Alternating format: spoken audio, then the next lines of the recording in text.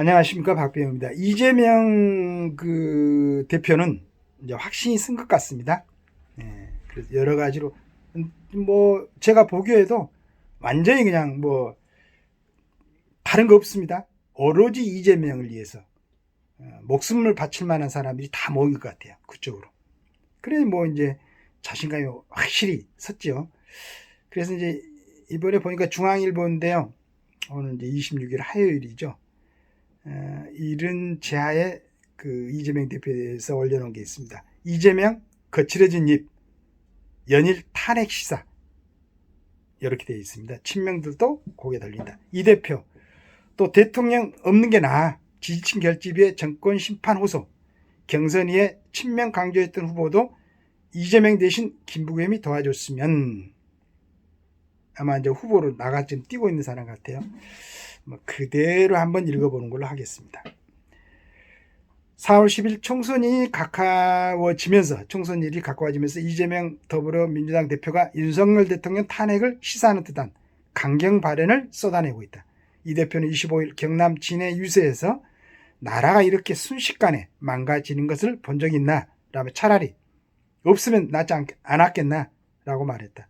지난 24일 서울 수서 유세에서도 조금 더 나은 삶을 살자고 대통령을 뽑았는데 지금 보니 차라리 없었으면 나았을 것 같다고 했고, 19일 강원 지역을 찾았을 때도 정권 심판론을 호소하며 서슬퍼런 박근혜 정권도 힘을 모아 권좌에서 내쫓지 않았나라고 말했다. 총선 국면에서 상대 진영을 겨냥한 공세는 드문 일이 아니다. 하지만 대통령 탄핵 발언은 대선 불복 등 역풍 가능성을 우려해 조심하는 게 기준이었다. 4년 전 총선에서 미래통합당 심재철 원내대표가 통합당이 일당을 하거나 숫자가 많아지면 탄핵을 추진할 수 있다고 하자 오히려 통합당 지지율이 떨어졌다. 하지만 최근 야권에서 탄핵 발언이 자주 제기되는 것은 지지층 결집을 노린 포석에다 민주당과 조국 혁신당의 선명성 경쟁이 맞물린 탓이라는 분석이다. 24일 조국 혁신당 선거대책위원회 출범식에서 아예 검찰 독재 조기 종식, 3년은 너무 길다 등의 플랜카드가 걸렸다. 야권 관계자는 조국 혁신당이 더불어민주연합의 지지율을 추월한 상황에서 정권 심판론만으로는 지지자에게 어필하기 힘들다는 인식이 민주당 내에 생긴 것 같다고 말했다.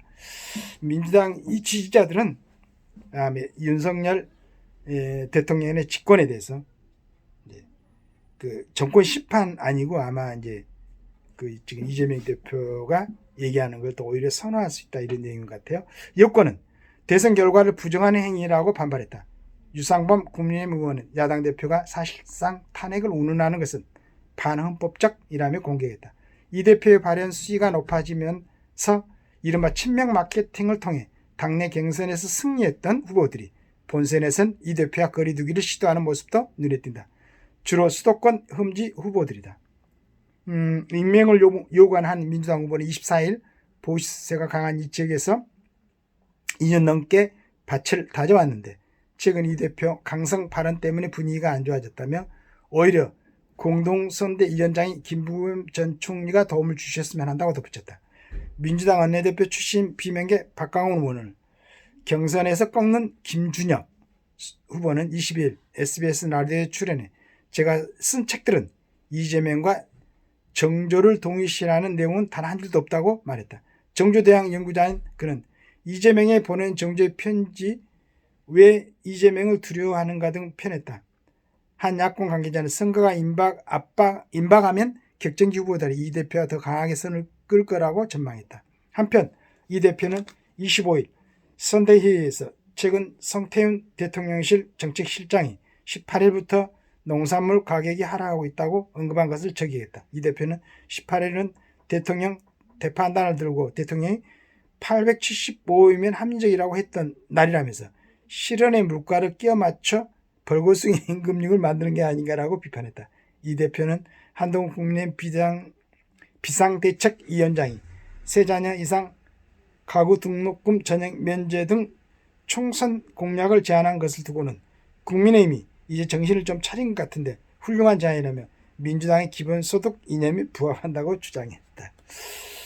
아니 뭐 여러 가지로 이제 한 표라도 더 얻기 위해서 각 당에서 열심히들 노력하고 있는 것 같아요. 어떤 당이건 전부 다 맞고 또 어떤 당이든 전부 다 틀리진 않겠지만은 대한민국이라는 나라가 그리고 5천만이라는 대한민국 국민들이 어떻게 하면은 좀 전체적으로 잘 살아갈 수 있겠는가. 그 다음에 이제 지금 현재 투표하는 사람들뿐만 아니고 뭐 해당되겠죠. 이제 20대, 30대 해당되고 40대, 50대 해당되겠지만은 우리가 지금 그 이승만 뭐 저희들도 그랬어요. 우리 58년 이제 세대들도 이승만 독재 뭐 이게 이제 그대로 남아 있었죠. 어떻게 이제 그 다음에 5.16 뭐 군사혁명 전두환 뭐 이렇게 그런데 이제 이런 부분이 세월을 흐르면서 그때 그 했던 게 전부 다 공도 아니고 가도 아니다.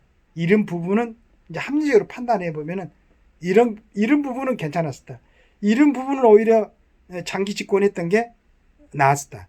이런 부분은 또 장기 집권했던 게 근데 이제 그때 이승만 정권이 뭐 다른 사람에게 이해 안 됐으면 만약에 받을 만한 사람들이 어떤 정책을 폈을 거고 과연 뭐 그 사람들 정책에 의해서 미군이 철수하거나 했으면은 대한민국 그대로 유지가 됐었을 것인가 내지는 박정희 대통령이 그 유신헌법을 만들지 않고 그때 그 굉장히 경쟁자였던 뭐 상기 이김이었죠. 그때는 유신헌법 만들 정도였던 그 후에 이제 김종필 씨는 상김 정도였고 그 사람들이 그 시대에 정권을 잡았으면 과연 대한민국이 어떻게 됐을까? 이런 생각을 해본다 그러면은 지금 우리가 보는 시각이 전부 맞을 수도 전부 틀릴 수도 없겠죠. 조금 세대가 흘러간 다음에 아마 지금 우리가 살고 있는 이 사람들, 우리 지금 투표권을 행사하는 사람들에 대해서 평가를 하겠죠. 그때 선배들은 어떻게 이렇게 무지하고 좀 멍청했는가? 어떻게 이렇게 앞으로 내다보는 시각이 부족했던가?